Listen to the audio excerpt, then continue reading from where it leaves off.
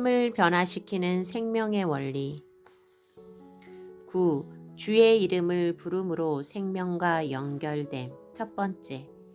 지금까지 생명은 사람에게 있지 않고 하나님께 있으므로 그 하나님의 생명과 연결된 삶을 살아야 한다는 것을 나누었습니다. 그렇다면 우리는 어떻게 그 연결을 유지할 수 있을까요?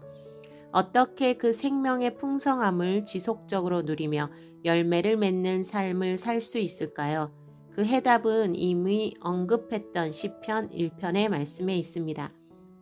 복 있는 사람은 악인의 꾀를 쫓지 아니하며 죄인의 길에 서지 아니하고 오만한 자의 자리에 앉지 아니하고 오직 여호와의 율법을 즐거워하여 그 율법을 주야로 묵상하는 자로다. 저는 시냇가에 심은 나무가 시절을 쫓아 과실을 맺으며 그 잎사귀가 마르지 아니함 같으니 그 행사가 다 형통하리로다. 시편 1편 1절에서 2절. 열매를 맺는 사람의 삶의 원리는 죄와 악한 생각과 삶에서 구별되는 것이며 주야로 하나님의 말씀을 묵상하는 것입니다. 낮이나 밤이나 항상 말씀을 즐거운 마음으로 묵상하는 것입니다.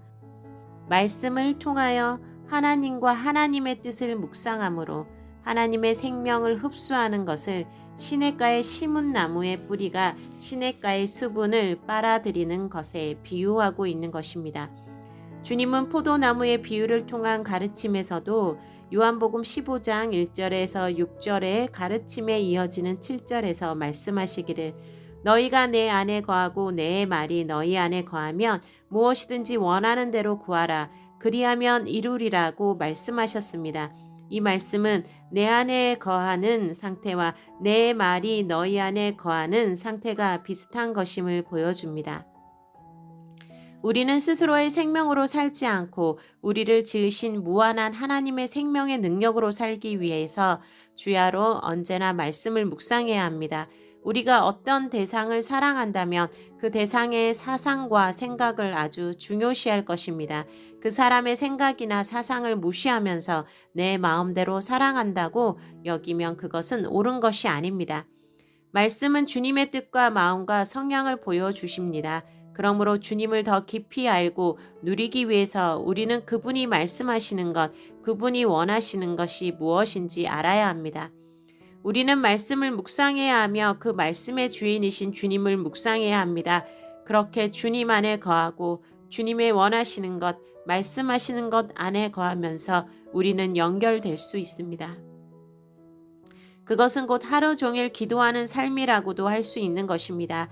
그것은 우리가 어디에 있든지 무엇을 하든지 항상 주님의 임재 속에서 그를 의식하며 살아가는 것을 말해주는 것입니다.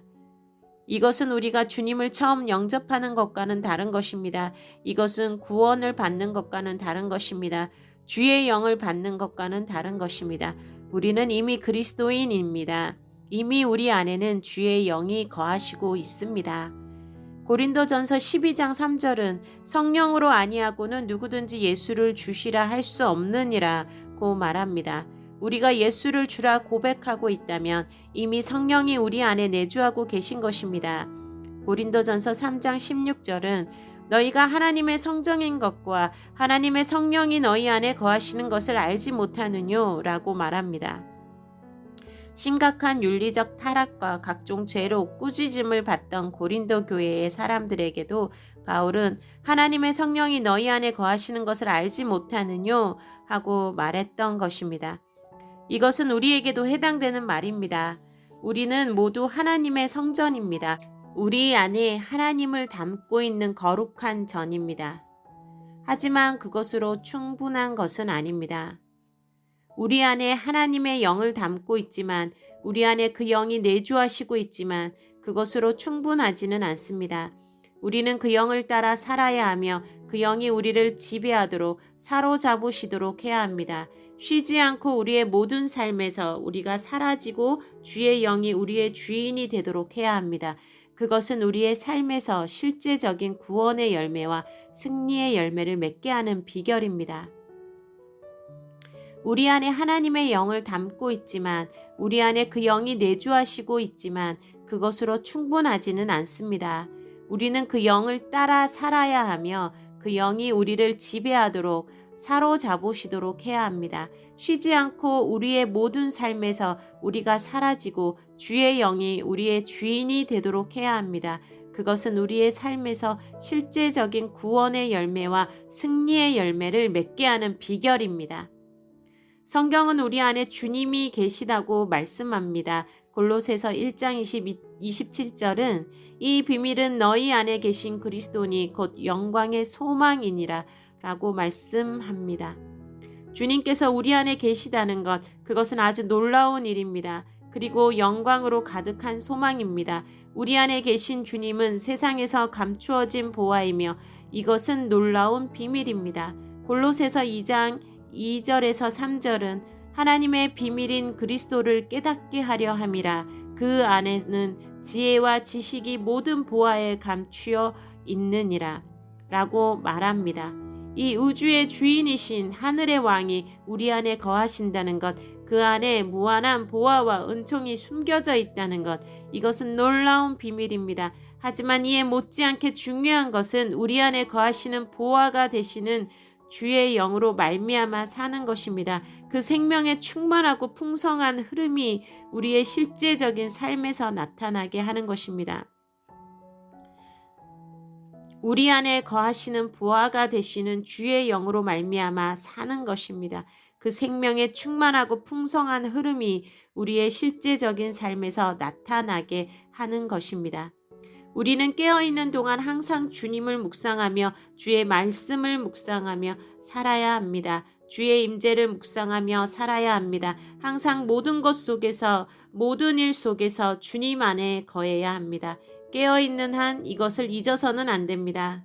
깨어있는 한 이것을 잊어서는 안 됩니다. 어떤 이들은 이렇게 말합니다. 주님은 우리 안에 거하십니다. 우리의 느낌과 상관없이 주님은 항상 우리와 함께 계십니다. 우리가 어느 곳에서 잠을 잤다면 밤새 우리가 어디서 자고 있다는 것을 기억하지는 못하지만 아침에 깨어보면 그곳에서 잠을 잤다는 사실을 알 수 있을 것입니다.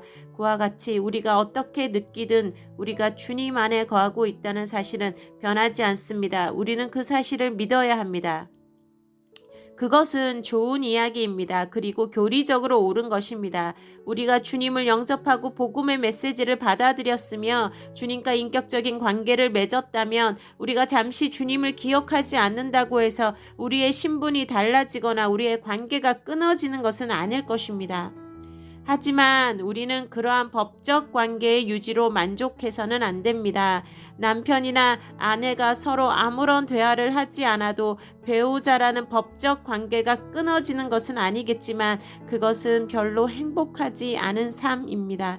하지만 우리는 그러한 법적 관계의 유지로 만족해서는 안 됩니다. 남편이나 아내가 서로 아무런 대화를 하지 않아도 배우자라는 법적 관계가 끊어지는 것은 아니겠지만 그것은 별로 행복하지 않은 삶입니다. 부부는 자주 서로 대화를 하고 삶을 나누며 사랑을 고백하는 것이 좋습니다. 그것이 행복한 삶입니다. 주님은 우리 안에 항상 거하십니다. 그러므로 우리는 그것을 확인하고 고백하며 주님과 대화를 나누고 교제를 하는 삶을 살아야 합니다.